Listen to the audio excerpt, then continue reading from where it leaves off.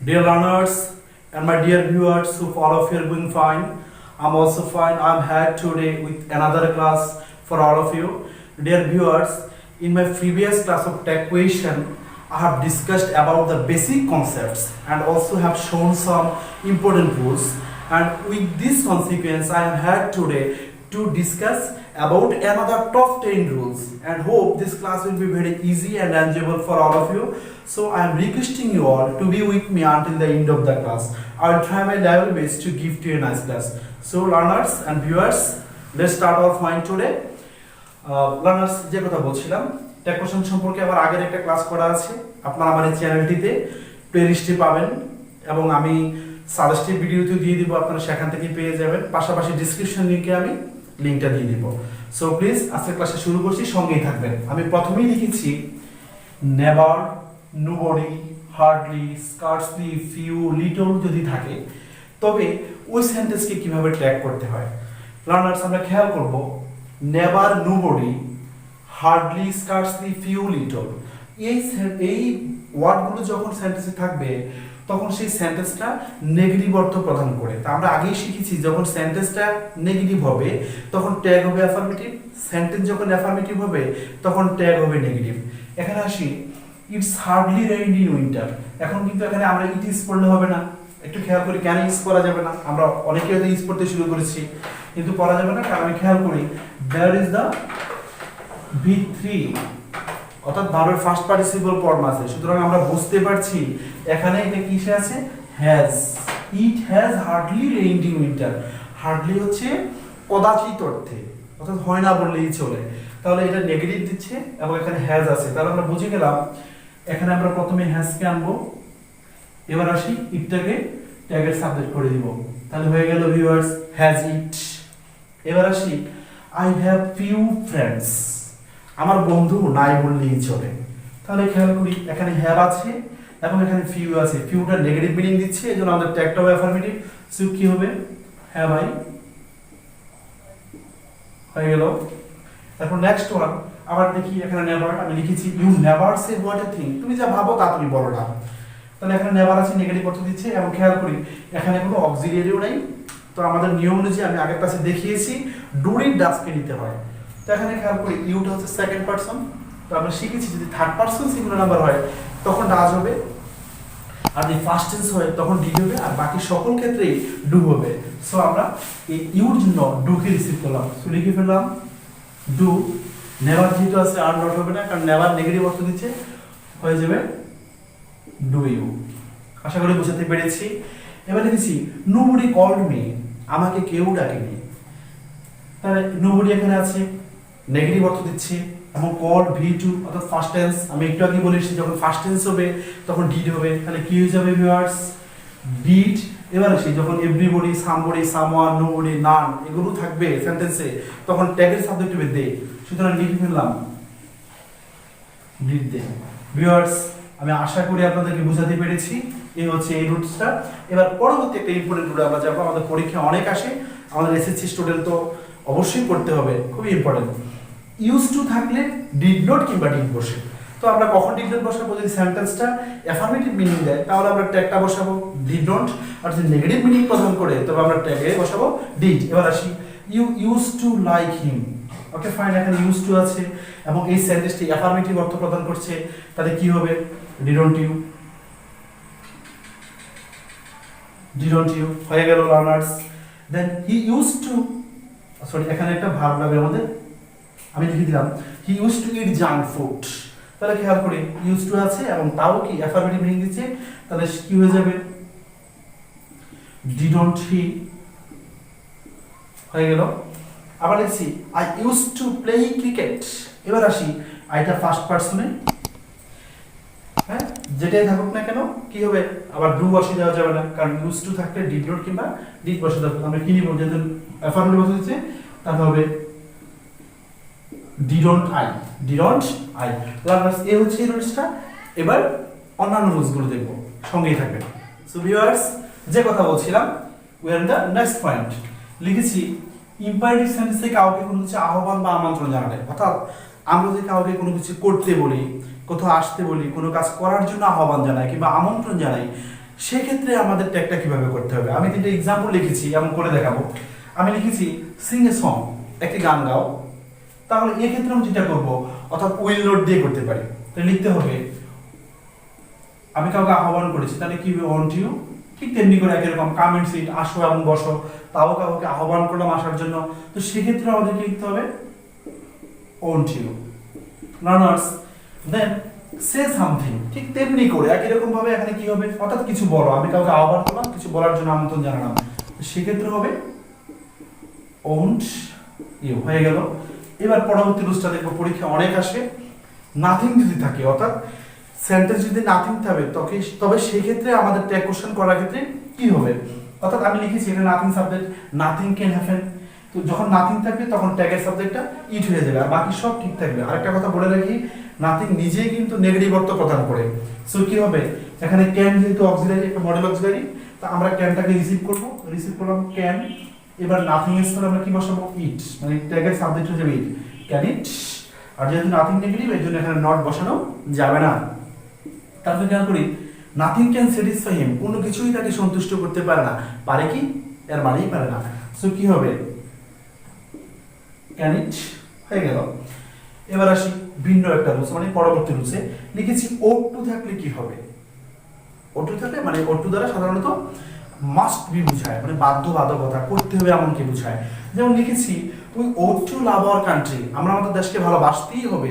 তো যখন ওট টু থাকবে তখন আমরা কি ব্যবহার করব, ওট, ওট নট। তো কখন ওট নট, যদি এটা অ্যাফার্মেটিভ মিনিং দেয় তবে লিখবো ওট নট, আর যদি নেগেটিভ মিনিং দেয় তখন শুধু লিখবো ওট। তা আসি, তাহলে কি হয়ে যাবে, এটা অ্যাফার্মেটিভ মিনিং দিচ্ছে, সো আমাদের নেগেটিভটা হবে, ওটটাকে নিয়ে নিব। এবার নট কন্ট্রাক্টিভ ফর্ম হয়ে যাবে ওটন্ট, তারপর এখানকার সাবজেক্ট রিসিভ করব ওটন্টুই। লার্নার্স বুঝাতে পেরেছি নিশ্চয়ই। ওই ওট নট ডিজবি। এবার আসি, এই not, there is a negative meaning for the particle not here, so we have to write ওটুই। এই হচ্ছে এই রুলসগুলো, অর্থাৎ এখানে এটা নেগেটিভ মিনিং দিচ্ছে, এই জন্য অ্যাফার্মেটিভ বেসিক যে কনস্ট্রাকশনটা সেটা দেখালাম। চলুন এবার অন্যান্য রুলসগুলো দেখে আসি। Hello viewers, come back to the point. Now we will discuss about the another rules. আমি লিখেছি লেট আস, খেয়াল করি এখানে সবগুলোতে লেট, অ্যাপোস্ট্রোফি আস কিংবা সরাসরি লেট আস আছে। এক্ষেত্রে সাধারণত ইম্পারেটিভ সেন্টেন্সের প্রস্তাবকে মিন করে, অর্থাৎ কাউকে প্রস্তাব করানো বোঝায়। তো সেই ক্ষেত্রে যেটা হবে, আমরা শ্যাল দিয়ে করতে হবে। লেট আস থাকলে আমরা সাধারণত শ্যালই লিখবো। তাহলে বুঝে গেছি কি হবে, এটা সকলেই জানবো, খুব সহজ রুল এবং কমন। শ্যাল উই, এক্ষেত্রেও কি হবে, শ্যাল উই। তারপর লেটস ডু দ্য ওয়ার্ক, প্রস্তাব বোঝানো, তাও কি হবে আমাদের ভিউয়ার্স, শ্যাল উই, হয়ে গেল। এবার একটু খেয়াল করি, যেমন এখানে আমি লিখলাম দেয়ার আর সাম প্রবলেমস, দেয়ার আর সাম প্রবলেম। এবার খেয়াল করি, অর্থাৎ এখানে ভিন্ন রকম, এখানে দেয়ার সাবজেক্ট, ইন্ট্রোডাক্টরি দেয়ার এখানে আছে, তখন দেয়ার সাবজেক্ট হবে কোনো সেন্টেন্সের, তখন মনে রাখবো আমরা ট্যাগের সাবজেক্টও দেয়ারই হবে। আর বাকি সব ঠিকঠাক, যদি অ্যাফার্মেটিভ হয় তবে নেগেটিভ, যদি নেগেটিভ হয় তবে অ্যাফার্মেটিভ, যদি অক্সিলারি থাকে তবে সেই অক্সিলারিকে নিব, আর না থাকলে ডু ডিড ডাজকে নিব, হয়ে গেল। তো এখানে আর আছে, সুতরাং আমরা লিখবো আরন্ট, আরন্ট দেয়ার। লার্নার্স বুঝাতে পেরেছি। দেন দেয়ার আর নট এনি প্রবলেম। এবার খেয়াল করি, this one is negative, so as there is a presence of not particle, so we are getting this one as a negative sentence, so we have to make that tag as affirmative. So were there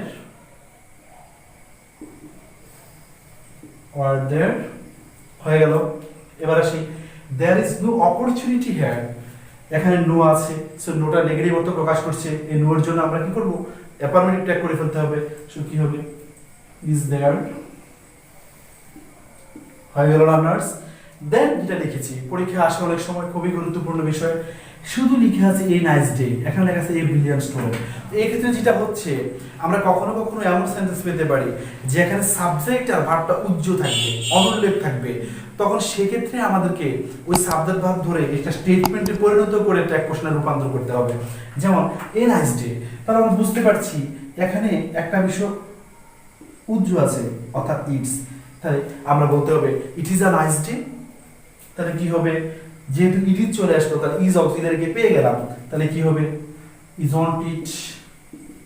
অর্থাৎ আমি আবার বলছি learners, কখনো কখনো এমন হবে যে এখানে অক্সিলারিটা এবং সাবজেক্টটা উজ্জ্বল থাকবে, সেক্ষেত্রে আমরা নিয়ম অনুযায়ী বা সেন্টেন্সের সংগতি অনুযায়ী নিয়ে নিব। যেমন এ নাইস ডে, তাহলে ইটস এ নাইস ডে, তাহলে ইজন্ট ইট। আবার ঠিক তেমনি করি এ ব্রিলিয়ান্ট স্টুডেন্ট, তাহলে হতে পারে she is a brilliant student, he is a brilliant student. যেমন লিখলাম হি অ্যাপোস্ট্রোফি, তাহলে যদি আমরা পুরো স্টেটমেন্টে নিই তাহলে হয়ে যাবে he is a brilliant student, তাহলে কি হবে isn't he, isn't he. Dear viewers, এই তো গেল বিষয়গুলো। এবার যেটা হবে খুবই ইম্পর্টেন্ট এবং সহজও বটে, what a nice bird it is. আমরা বুঝতে পারছি এটা কিন্তু এক্সক্লেমেশন অর্থাৎ এক্সক্লেমেটরি সেন্টেন্স। তো এই ক্ষেত্রে যেটা মাথায় রাখবো সবচেয়ে সহজ কাজ হবে এই সেন্টেন্সটাকে আমরা একটা অ্যাসার্টিভ সেন্টেন্সে রূপান্তর করব, দেন সেটাকে আমরা ট্যাগ করে দেবো নিয়ম অনুযায়ী। Then what a nice bird it is, এটা যদি আমরা অ্যাসার্টিভ সেন্টেন্সে রূপান্তর করি তাহলে কি হবে it is a nice bird, মানে it is a very nice bird. তাহলে বুঝে গেলাম ইজ চলে আসলো, তাহলে কি হবে ইজন্ট ইট। আবার বলছি এক্সক্লেমেটরি হলে সেটাকে অ্যাসার্টিভ স্টেটমেন্টে পরিণত করে দেন নিয়ম অনুযায়ী ট্যাগে নিতে হবে। এবার হয়ে গেল how beautiful the girl is, the girl is very beautiful, তাহলে কি হবে isn't she, isn't she. Viewers and learners, আশা করি বোঝাতে পেরেছি। আজকে যে রুলসগুলো দেখাচ্ছি সবগুলোই খুবই গুরুত্বপূর্ণ, ভালো করে জানতে হবে আমাদের। এখন আরো কয়েকটা রুল দেখাবো, শেষ পর্যন্ত সঙ্গে থাকুন। সো ভিউয়ার্স এন্ড লার্নার্স, এবার দেখবো আমি কি লিখেছি একটু খেয়াল করি। Moon, earth, river, motherland, country, ship, train, এগুলো যখন থাকবে তখন ট্যাগের সাবজেক্টটা শি হয়ে যাবে, অর্থাৎ এগুলোকে স্ত্রীবাচক মিন করে। সো ট্যাগের সাবজেক্ট হবে শি, মানে এখানকার যেটাই হোক। যেমন আমি লিখেছি বাংলাদেশ ইজ আওয়ার মাদারল্যান্ড, এখানে খেয়াল করি বাংলাদেশ এমনিতে একটা কান্ট্রি বোঝাচ্ছে, আবার মাদারল্যান্ডও আছে। সো ইজটাকে নিব, তারপর ইজন্ট শি আমি লিখেছি। তারপর the moon shines at night, খেয়াল করি চাঁদ রাতে কিরণ দেয়, তাহলে খেয়াল করি সায়েন্সের জন্য থার্ড পারসন সিঙ্গুলার নাম্বার রয়েছে, এই জন্য ডাজ নিব। আর যেহেতু মুন সাবজেক্ট, সরি এখানে কি লিখবো আমরা ডাজন্ট শি, যে কথা বলছিলাম মুন থাকলে সাবজেক্ট কি হবে শি হবে। সো ডাজ হচ্ছে কি জন্য থার্ড পারসন সিঙ্গুলার নাম্বারের জন্য, সেন্টেন্সটা অ্যাফার্মেটিভ হবে কি নেগেটিভ, তো ডাজন্ট শি হয়ে গেল। এবার লিখেছি Japan is a prosperous country, তাহলে কি হবে ইজন্ট শি, একটা দেশের নাম এর জন্য। তো লার্নার্স আশা করি বিষয়টা খেয়াল করতে পেরেছি। এবার এখানে আসি, রুলটা আমি বলি, যদি ছোট শিশু তারপর জড় পদার্থ এবং ইতরবাচক প্রাণী হয় তবে ট্যাগের সাবজেক্ট হয় ইট। যেমন খেয়াল করি দ্য বেবি ইজ ক্রাইং, ছোট শিশুকে বোঝাচ্ছে, শিশুটি কাঁদছে, এই জন্য নিয়ম হচ্ছে ইজ থেকে ইজ নট হয়েছে কারণ অ্যাফার্মেটিভ, আর বেবির জন্য ইট হয়েছে ইজন্ট ইট। ঠিক তেমনি করে মাই ফ্রেন্ড রাইটস ওয়েল, আমার কলমটি ভালো লেখে, মানে এই কলমটিতে ভালো লেখা হয় এই অর্থে। তাহলে এখানে রাইটস আছে জন্য ডাজ দিলাম, তারপরে অ্যাফার্মেটিভের জন্য ডাজন্ট, আর মাই ফ্রেন্ডের জন্য ইট যেহেতু জড় পদার্থ। তারপর এ ক্যাট ক্যাচেস মাইস, বিড়াল কি করে ইঁদুর ধরে, তাহলে ডাজন্ট ইট হবে। ইট হচ্ছে ক্যাটের জন্য ইতরবাচক প্রাণী, ইতর প্রাণী, আর এখানে ডাজ হচ্ছে নিয়ম অনুযায়ী হয়ে গেল। এবার এখানে আসি, যদি ওয়ান কোন সেন্টেন্সের সাবজেক্ট হয়, অর্থাৎ ওয়ান যদি কোনো সেন্টেন্সের সাবজেক্ট হয় তখন ট্যাগ কি হবে, তো নিয়ম অনুযায়ী কি হবে ওয়ানই থাকবে, আর বাকি সব ঠিকঠাক আগে যা শিখেছি আমরা বারবার। ক্যান আছে, এটা অ্যাফার্মেটিভের জন্য হবে কি কান্ট ওয়ান, এখানে one should do one's duty, তাহলে হবে শুডন্ট ওয়ান। লার্নার্স, এই হচ্ছে এই বিষয়টা। এখন আমি আর একটা রুল দেখাই দেবো, এখানেই দেখাই দিচ্ছি বিষয়টা। আচ্ছা একটু খেয়াল করি, আমরা এটা মুছে দিচ্ছি আমাদের সুবিধার্থে। খুবই ইম্পর্টেন্ট একটা রুল দেখবো, আমাদের কনফিউজিং, এই কনফিউশনটাকে আমরা এখন ক্লিয়ার করবো। যেমন আমি লিখলাম, সহজ করে আগে রুলসটা লিখে দিই, দিস দ্যাট সমান সমান ইট, আর যখন দিস হবে সমান সমান দে, অর্থাৎ if the subject is these then subject to the tag will be they, if the sentence subject is this or that then tag subject will be it.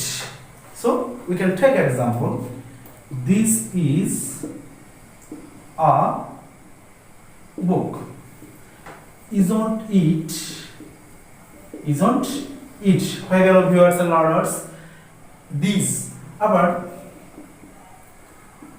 that was my shirt, তাহলে was আছে এখানে এবং এখানে that আছে, this that এর জন্য কি হবে it হবে, তাহলে wasn't it হয়ে গেল লার্নার্স। এবার আসি, যদি these হয় তবে ট্যাগের সাবজেক্ট they হবে। যেমন আমি লিখলাম these are books, অর্থাৎ এখানে এবার ট্যাগ হচ্ছে প্লুরাল, these আবার those তাও হতে পারে। তো these are books, তাহলে কি হবে, এখানে কি বলেছি, এই these এর জন্য সাবজেক্ট হয়ে যাবে আমাদের they, তাহলে হয়ে যাবে এখানে অক্সিলারিটা কি আর আছে, so aren't they. So dear viewers and learners, that was my point today from my side. Hope all of you will be benefited, and I'm requesting you, please subscribe my channel and be with me always. Thanking you all. Bye for today.